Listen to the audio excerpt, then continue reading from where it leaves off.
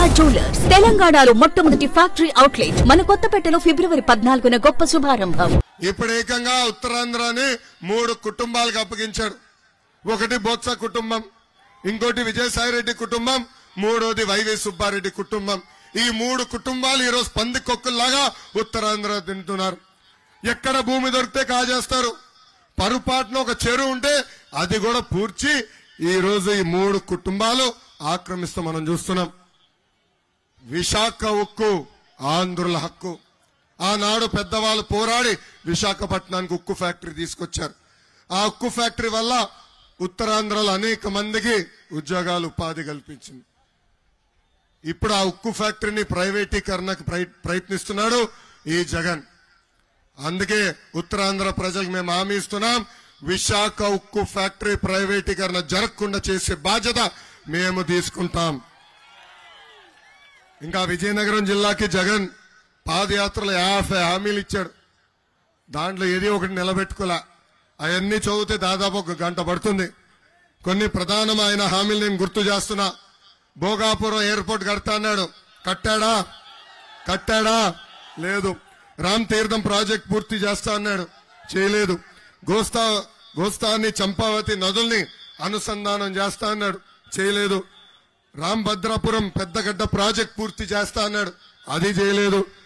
ఇంకా ఏకంగా పాలేరు నదిపై డ్యాము కూడా నిర్మిస్తా అన్నాడు, అది చేయలేదు. స్వర్ణముఖి చిట్టిగడ్డ పై బ్రిడ్జ్ కూడా నిర్మిస్తానని మాట ఇచ్చి మాట తప్పాడు ఈ జగన్. ఇవన్నీ చూస్తే నాకు జగన్ కున్న జబ్బు గుర్తొస్తుంది. ఆ జబ్బు ఏంటంటే ఆయన నిజం చెప్తే తల 1000 ముక్కలుగా పగులుతుందండి. అందుకే ఊరికి ఒక అబద్ధం, వీధికి ఒక అబద్ధం చెప్పి తిరిగిన వ్యక్తి జగన్. అసలు విజయనగరం జిల్లాని అభివృద్ధి చేసింది తెలుగుదేశం పార్టీ. ప్రజలందరూ ఒక్కసారి ఆలోచించాలా. మన ప్రాంతంలో రోడ్లు గాని, బ్రిడ్జిలు గాని, తాగునీటి ప్రాజెక్టులు గాని, టూరిజం ప్రాజెక్టులు కానివ్వండి, భోగాపురంకి అవసరమైన భూమి సేకరణ గాని, రాజాంలో టిట్కో ఇల్లు గాని, బ్రిడ్జిలు గాని, ఇవన్నీ ఆనాడు తెలుగుదేశం ప్రభుత్వం ఏర్పాటు చేసింది. అంతెందుకు అసలు రాజాం నియోజకవర్గాన్ని అభివృద్ధి చేసిన పార్టీ తెలుగుదేశం పార్టీ.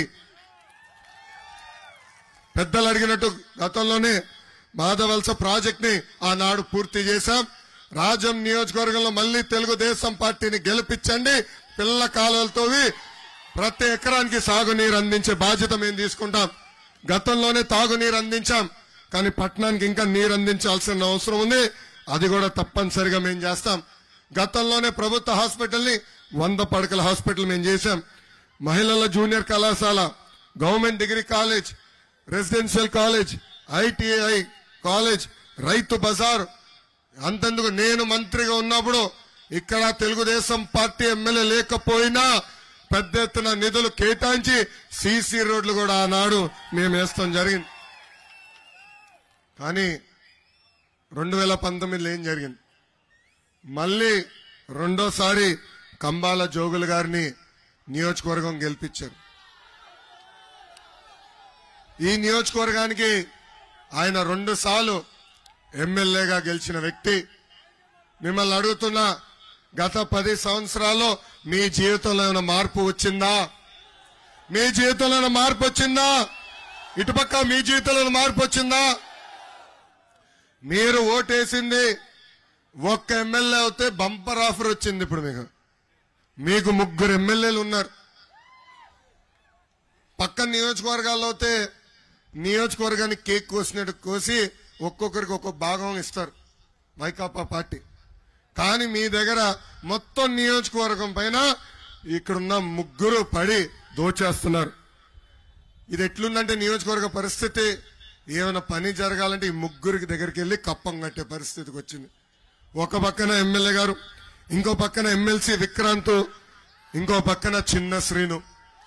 వీళ్ళు 3 పడి ఈ రోజు పెద్ద ఎత్తున ఇసుక దోపిడీ చేస్తున్నారు.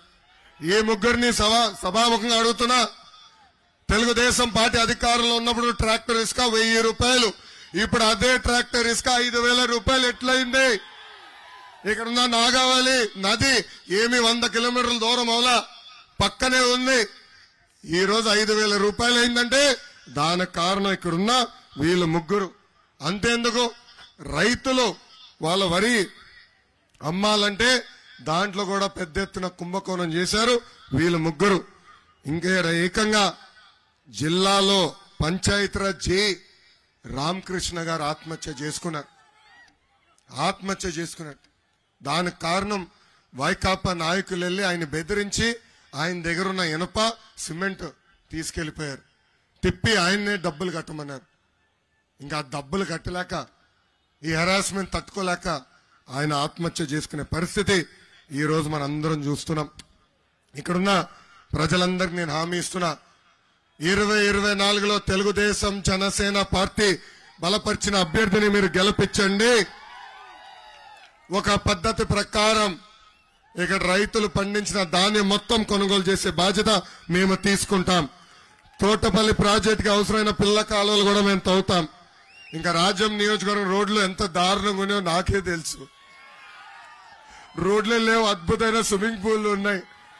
మన ప్రభుత్వం అధికారంలోకి వచ్చిన మొదటి 100 రోజుల్లో రోడ్లు వేపించే బాధ్యత పట్టణంలో నేను తీసుకుంటాను. ఇంకా విజయనగరం పాలకొండ పైన రాజ్యంకి వెళ్లే రోడ్డు కూడా 4 లైన్ రోడ్లు వేస్తాం. పట్టణానికి భూగర్భ డ్రైనేజ్ కూడా ఏర్పాటు చేసే బాధ్యత మేము తీసుకుంటాం. రింగ్ రోడ్ కూడా ఏర్పాటు చేసే బాధ్యత మాది. ఇంకా పీజీ స్టడీ సెంటర్ కూడా ఏర్పాటు చేస్తాం. ఇప్పటికి మేము హామీ ఇచ్చాం, ప్రతి ఇంటికి ఉచితంగా నీటి కుళాయి ద్వారా సురక్షితమైన తాగునీరు కూడా అందించే బాధ్యత మన ప్రభుత్వం తీసుకుంటుంది. గతంలోనే ఇక్కడ 2500 టిట్కో ఇళ్లు కట్టాం. ఇప్పటికీ ప్రభుత్వం సరిగా అది కేటాయించలేదు. అవసరమైన మేరకు మళ్లీ టిట్కో ఇళ్లు కట్టించి పేద ప్రజలకు అందించే బాధ్యత కూడా మేము తీసుకుంటామని ఈ సభాముఖంగా నేను హామీ ఇస్తున్నా.